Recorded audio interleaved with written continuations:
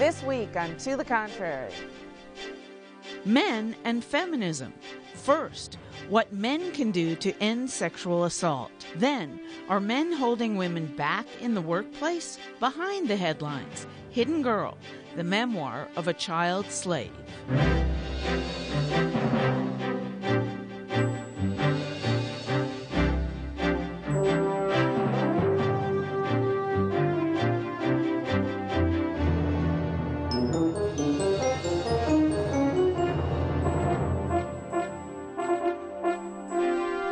Hello, I'm Bonnie Urbay. Welcome to the Contrary, a discussion of news and social trends from diverse perspectives. Up first, combating sexual assault. Reports of sexual assault in the military rose 50% last year. That's good news, even though it doesn't sound like it, because the Pentagon credits its own campaign encouraging women and men to come forward. The Pentagon says it will now intensify its focus on getting men to report sexual assault. Male victims underreport more often than women, despite being abused in greater numbers. According to the Associated Press, men accounted for only 14% of reported incidents last year. And most cases of sexual assault on college campuses also go unreported. A White House task force this week released its first report, along with a star-studded public service announcement emphasizing the role men must play in prevention. It's happening to our sisters and our daughters, our wives and our friends. It's called sexual assault, and it has to stop. We have to stop it. Because one is too many. I can't say it often enough.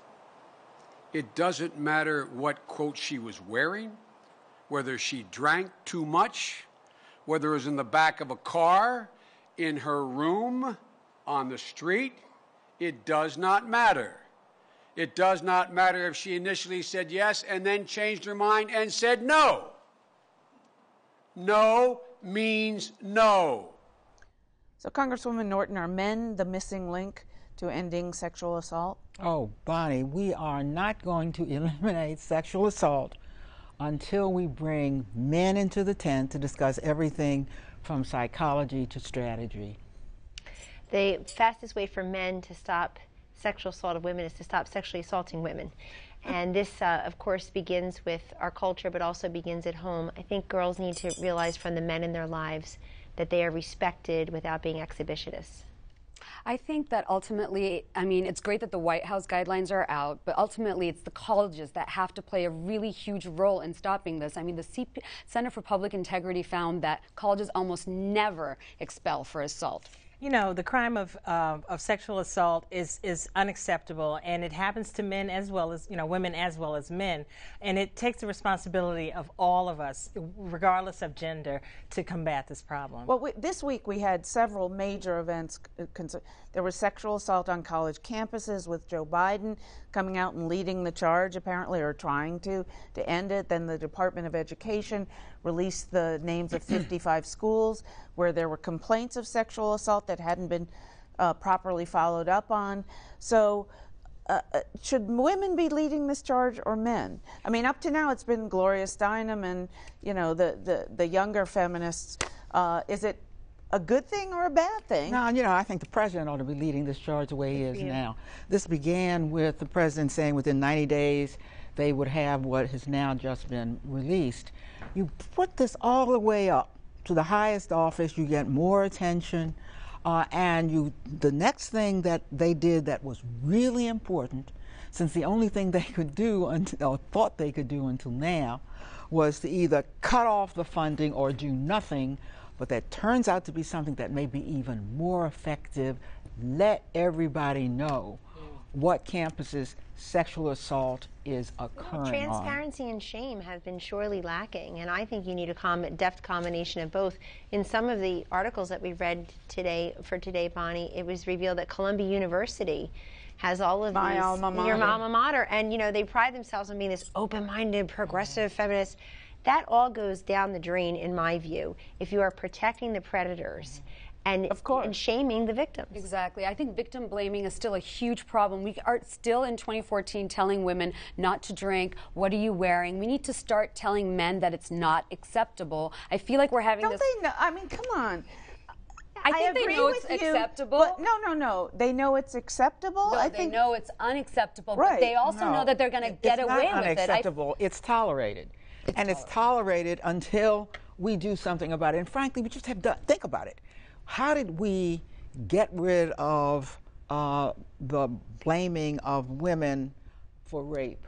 We got into those police departments. We got into where the enforcement was. We have transformed how women who claim they were raped will be treated. We've got to do something that is the corollary of that with campuses, and not just campuses, with high schools as well. And the military. Well, there were developments on the military. Yeah, I'm glad you mentioned it. Yeah, education needs to start as early as possible. You know, that list of 55, what I found a little, fascinating and in not a good way, is that there was a medical school and a law school on that list, which shows that you even get to the next level of higher education and it's still happening. And it's unfortunate that we're in this position, but we need to be aggressive. And I think having men involved in this dialogue is important, because they're fathers, their husbands, their brothers, and who better to help with the fight than men. But look, these college campuses also now offer curriculum and promote this hookup culture. And the Yale Law School, where Congressman Norton and my husband went to school, they have sex week at Yale. Now, you need a whole week of how to use sex toys, and that yes means yes or no means. It's just, I mean, why do we need that as part of the college experience? I mean, I would love for somebody to explain that to me too, because that will never justify sexual assault or rape, of course. But you can't, we just can't all feign shock when things like this happen, when all around us it's sort of, it's cool to be an exhibitionist. It's cool to, push the envelope and explore your youth. But we have to make sure the message doesn't become that it's cool to rape. I mean, going back to the Center of Public... Yeah, but going back to the Center of Public Integrity report, they found that colleges almost never expel for assault, but they'll expel for cheating. So we need to give the same message to your students, to your peers, that cheating, sexual assault, it's not acceptable. You know what? Men need to take charge of this issue. At least 50-50. Until men talk to men, we can't talk to them. That's why I say psychology and strategy. How do we tell them what to do? And you agree with Republicans that we should have two-parent households. But I want to get back to the bite we showed of Vice President Biden saying, no means no, which nobody's going to disagree with that in any way. But I wonder, the message of, even if she's drunk, even if she's this, does that let college girls think it's okay to get drunk and somehow... But this is exactly what my point was earlier. We can't... If you are drunk, if you are sober, you are never asking for it. This kind of attitude... But if we keep telling women that... But listen to me.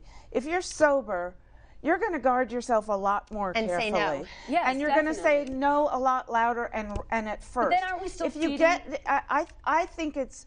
as a college student myself, I was not getting high or getting drunk.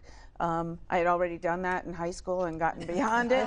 But I really think that it's a bad message to say to girls that men, that it's safe for them to go to these parties and get drunk, and that men won't take advantage of them. No, I mean, definitely if you're sober, you have, you're obviously more aware of what's going on. But the fact is, we need to tell men that they shouldn't rape. Not women don't get drunk, so you won't get raped. I mean, a lot of things can happen if you're drunk. You can get hit by a car, a lot of things can happen. But we need to tell men more that it's not okay to drug women. It's not okay if she's, a little bit looser because she's drunk, no pun intended, that you can go ahead and have sex. We already have that. But if I had a college-age daughter, I would say to her, look, don't go to these parties and don't, or certainly don't go stoned. You're talking about another part. Would you tell your son as much? Don't drug women. Yes. Of course you would. But, Yes. but this is another part of the culture, which is the drinking. This culture is about sex and it's about drinking, and the drinking goes on across genders, and the sex does too, except much of the sex is coerced. Drinking is not. Prescription drug use now. Let us know what you think. Please follow me on Twitter @BonnieRBay. From men ending sexual assault to men supporting gender equality. Why don't more men campaign for gender equality? Of the 100 top-selling books out now about women in business, only 4 were written by men. None of those cracked the top 25. One explanation is simple: sexism. Some men do not want to give up the power they already hold, but other men could be silent because they're afraid they won't be taken seriously.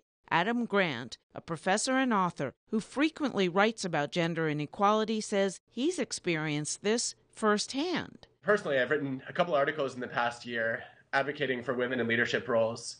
And in both cases, I've had readers write back and say, well, you're a man. Why are you writing about women? Research has shown that men who advocate for women's rights are treated with hostility and suspicion by both men and women. How can men become more willing to act as allies? Some subtle but important changes in attitude and language may prove vital. Just labeling a group as men and women supporting women, as opposed to just saying this is a group supporting women, makes it clear to men that their participation is legitimate. So should we, I found it fascinating that he said when he stands up for women in public, other women say, why are you doing this? You're a man.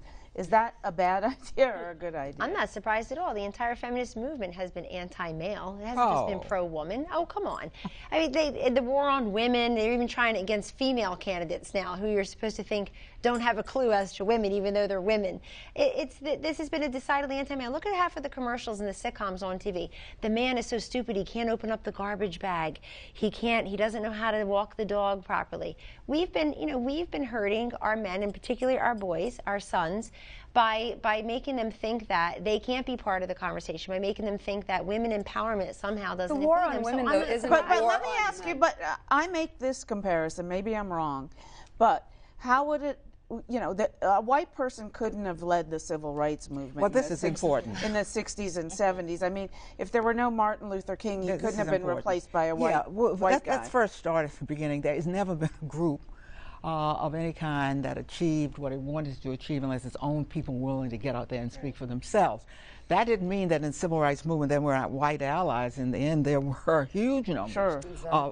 But if black people hadn't gotten up, now women, frankly, have only now begun to tackle some of these issues. So I am not so surprised that it's women-led, and they're talking about women's rights. I don't believe we ought to expect men to be the first ones to jump up. Exactly. They ought to be brought into the conversation. When we're talking about sexual assault, that's different.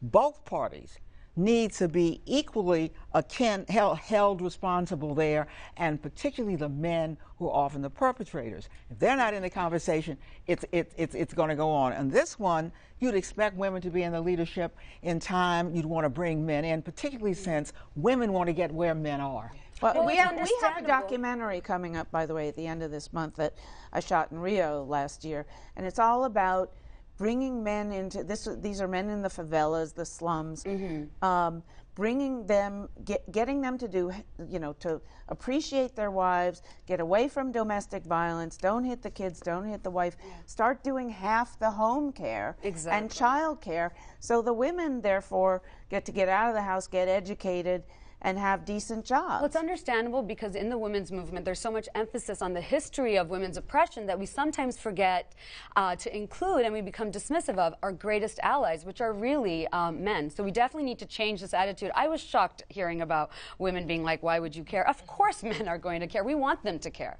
I think the men should have a seat at the table. And more importantly, because I can look at my own childhood, and my dad, I guess you want to call him a feminist, I guess you can, because he said, you can go and do whatever you want to do. And he cried like a baby when I graduated law school. So, I think that it's a good thing that, but again, like Eleanor said, it takes both parties. And you have to, if you're not going to fight for it and you want it, then why would you want anyone else to be a part of it? But also often in a lot of societies, I grew up in Bangladesh, men are the ones with the power. And if my father, I always say he was a natural feminist, if he didn't push for all 4 of his daughters not only to be, secondary educated, but higher education, all the way as far as you can go, we would have been married off at 16 or 17. So it's really important. I just wonder quickly, there's a whole lot of money nationally and internationally, foundations, most of it progressive, to support women's issues and educating girls and feeding girls and giving maternal and child health care. And I see, because I'm in that world a lot, that there are more groups coming up saying, well, we got to get the men involved here too. We got to put money towards programs that teach them how, to be good fathers. So is the final phase of feminism bringing men into the picture? Well, I think those are two different questions. Helping people internationally who don't have clean drinking water or enough to eat, or education, or where girls are treated like third-class citizens. That's different to me than feminism in 2014 in the United States, where most women don't even call themselves feminists. I wouldn't expect most men to call themselves feminists. I think but there are there's still, I don't know the numbers, but I run into in the world that we live in, covering events and stuff, tons of men and women who call themselves. Yeah, but all the polling data shows a rebirth. Okay. Yeah, but in any event, that's, to me, I think it's a very noble goal. I think I'd love to see the First Lady do something about it. Frankly, making sure these girls all over the world are treated the way, frankly, we are in this country. So I'm reluctant to conflate the two about, is this the last chapter of feminism in this country, helping people around the globe who don't have some of the basic privileges that we have? Your thoughts, Eleanor? Well, I think bringing men into it is the final phase. You're not going to happen until you have so shown the importance of it to the group involved that others come in and say, we want to be a part of your cause. All right, here we go. Thank you. From the U.S. to Nigeria, more than 200 girls abducted from their school are still missing. This is several weeks ago. It's believed they may have been forced to marry their captors. Ritu Sharma of Women Thrive says the girls were targeted because they were students. This terrorist organization has been very clear that girls' education, women's empowerment is not something that they want to see. It is actively part of their agenda to kill, maim, and murder girls and women who try to step out of line. There's absolutely something that we can do about this. We have legislation pending in the U.S. Congress called the International Violence Against Women Act. Congress needs to get off its rear end and pass this legislation now. And there was just towards the Thursday night, I believe, the end of this week, there was another bombing in Nigeria by this same terrorist group, apparently. Why aren't, and Ritu says there is something we can do. Why aren't we doing it? Well, you wouldn't expect this Congress is on track to be the least productive in American history to be doing this or anything else. But I think, since I'm a co-sponsor of this International Violence Against Women Act, I don't want us to get our hopes up too high. This would not reach Bangladesh or Nigeria or around the world. It would put into law some of what, frankly, is already going on in this country, and it would elevate the issue to coming from the United States Congress, so that it would get the kind of attention of other legislatures around the world, and would lead to activism around the world. And that's what we need, activism in those countries, because out of that activism will come change. I'm not sure how you could get it when they abduct all your girls and marry them off into harems. And I'm just wondering, why isn't there more outrage? Not just in this country, but around the world about these girls. They've been 220 of them gone. It's absolutely being raped, insane. being sex slaves. I do have to say, though, I agree with Eleanor. I think the International Violence Against Women Act is a great piece of legislation, but all our answers don't lie there. All the solutions don't lie there. What I think we need is what we're actually seeing now. I mean, the outrage in Nigeria, the mothers are organizing, the activists are organizing. I actually felt like this was a headline that was about to go away. They started a hashtag saying, bring our daughters home. They're demanding that the government do something. I mean, there's also a hashtag with a lot of play, hashtag We Care. Yes, exactly. Which went viral on Twitter. So I feel like it has to be homegrown grassroots activism, and what we're seeing is it's happening in Nigeria. So the International Violence Against Women Act is a great piece of legislation, but exactly as Eleanor said, connecting the dots between Capitol Hill and Nigeria and Dhaka and Burkina Faso is, it's a stretch.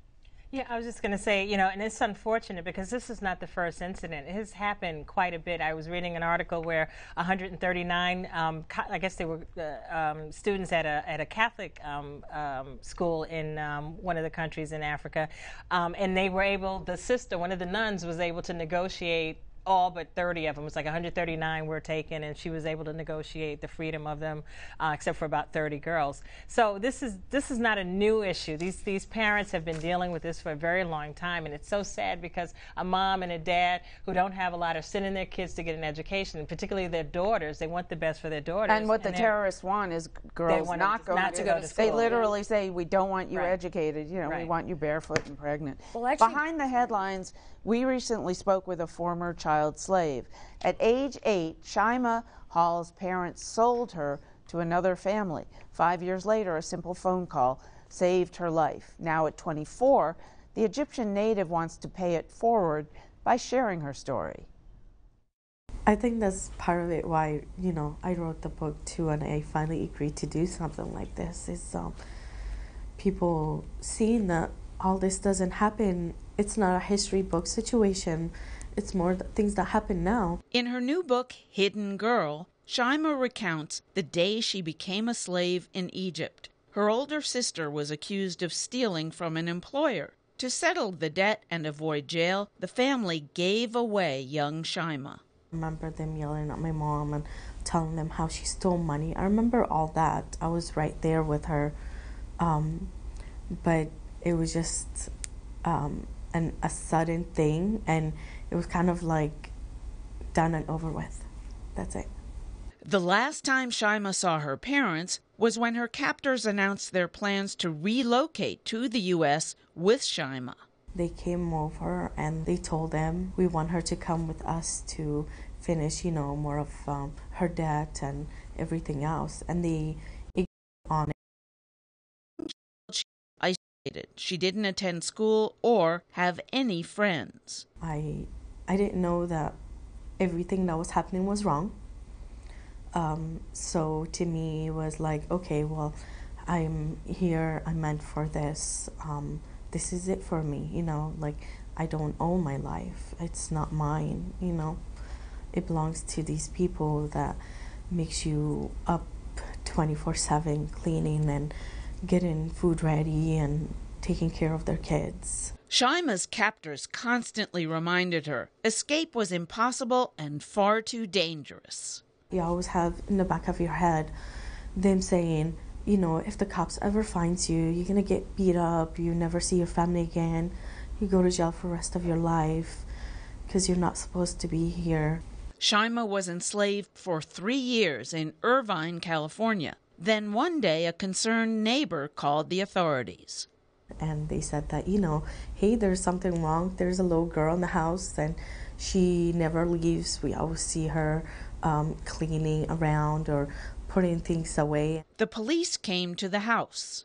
And as I was leaving, he told me like in Arabic, like, don't tell them you work for us. The family was eventually arrested. The husband served 3 years in jail, and his wife 2 years. Shyima never went back to Egypt. Today, she's a wife, mother, and U.S. citizen. Her goal is to become an immigration and customs enforcement agent. I can help somebody else and bring their self back, you know, tell them they're somebody and they matter.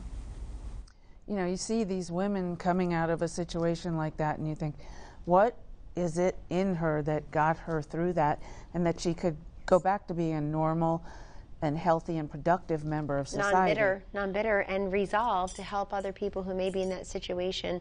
That's a true profile and courage. I think the word hero is bandied about far too often these days. That's the type of person that we should be emulating and listening to her story, because unfortunately I don't think it's as rare as people in this country realize. Yeah, I mean, the UN says there are, what, 27 million slaves, domestic slaves. She was sex slaves, 80% of them women, being trafficked, and in essence modern-day slavery around the world, and it's growing because of the internet, and it's growing here in the United States. We know about trafficking more than we know about this kind of slavery. Yes. This is old-fashioned slavery. You sell somebody to do some work, and I think this needs far more exposure. Where is this coming from? What societies routinely do this? I wouldn't have thought of Egypt particularly. Now that I see Egypt, I now know it must be a worldwide phenomenon. It's a problem all around the world, and it's a $9.5 billion industry. Apparently, child slavery and selling children is number 3 after arms and drugs as the most profiting kind of trafficking. And you would think in this day and age it would be on the decline or non-existent. Oh no, it's actually the internet increasing. Is really, and you would think that really the U.S. wouldn't be such a major destination. It's the top destination for child traffickers, and it's also a major transit country. So it's mind-boggling if you think about it. Well, what do you think it should be done? Well, I actually agree with her. I thought it was very interesting that she said that she wants to get involved with Customs and Immigration and be a law enforcement agent, because I can tell you they have a lot of power and a lot of authority. I mean, they get to pretty much interview and meet and pull aside basically everyone that's coming inside and out of the U.S. Thank you. That's it for this edition. Please follow me on Twitter and visit our website, pbs.org/to the contrary. And whether you agree or think to the contrary, see you next week. Yeah, it's amazing.